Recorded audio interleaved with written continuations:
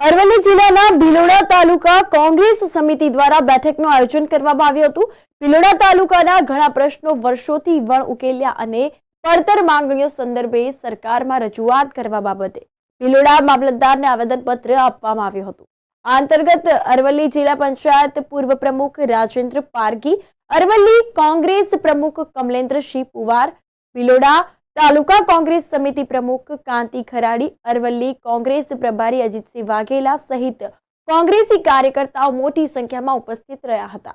ભિલોડા ખાતે સરકારી science college આપવી, અંતરિયાળ ગામડાઓ, તળાવો, લિફ્ટ એરિગેશન દ્વારા ભરવા તેમજ ભિલોડા કોટેજ હોસ્પિટલમાં ટ્રોમા સેન્ટર શરૂ કરવું અને કોટેજ હોસ્પિટલમાં મેડિકલ ઓફિસર સહિત મેડિકલ સ્ટાફની ઘટ ભરવી, જ્યાં જરૂરિયાત હોય ત્યાં નવીન રોડ, જૂના રોડ બિસ્માર છે ત્યાં સમારકામ હાથ ધરવું, ખેડૂતોને સૂર્યોદય યોજના હેઠળ દિવસે વીજળી પુરવઠો આપવો, સ્થાનિક યુવાનોને રોજગારી મળે તેવા આશય સાથે ઉદ્યોગો સ્થાપવા તેમજ ભિલોડા તાલુકા મથક ખાતે સુરક્ષા સલામતી અર્થે બજારમાં અને જાહેર સ્થળો પર ઠેર ઠેર અદ્યતન સુવિધા સભર સીસીટીવી કેમેરા લગાવવા તેમજ લારી ગલ્લાવાળા વેપારીઓને કાયમી જગ્યા ફાળવવી, રિક્ષા ચાલકો અને ટ્રાફિકની સમસ્યા હલ કરવા માટે રિક્ષા સ્ટેન્ડ ફાળવવું, આ અનેક મુદ્દાઓ અંગે ચર્ચા વિચારણા કરવામાં આવી। તો શામળાજી વિસ્તારના લોકોની માંગણીને ધ્યાનમાં રાખીને શામળાજી તાલુકા મથકનો દરજ્જો આપવા સંદર્ભે આવેદનપત્ર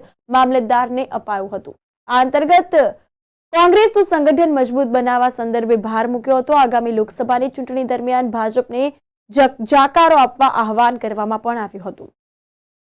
ભિલોડા તાલુકા કોંગ્રેસ સમિતિ દ્વારા ભિલોડાના વર્ષો જૂના વણ ઉકેલ્યા પ્રશ્નોની વાચા આપવા માટે આજે કોંગ્રેસ સમિતિ દ્વારા મેં આવેદનપત્ર આપ્યું છે। ગુજરાતની ડબલ એન્જિનની સરકાર આ વિસ્તારમાં ડબલ વિકાસની વાત કરતી હોય પણ એક પણ વિકાસનું કામ કર્યું નથી। અત્યારે પીવાના પાણીની વાત હોય, સિંચાઈની વાત હોય, નળ સે જલ યોજનાની વાત હોય, આ વાત પણ અભ્ભર તાલે ચડાવી છે। જંગલની જમીનો કાયદો કેન્દ્રની કોંગ્રેસની સરકાર લાવી કે 2006ની અંદર કે જે ખેડે તેને જંગલની જમીન, આદિજાતિ વિસ્તારના લોકોને જંગલની જમીન પણ આપવામાં નથી આવતી।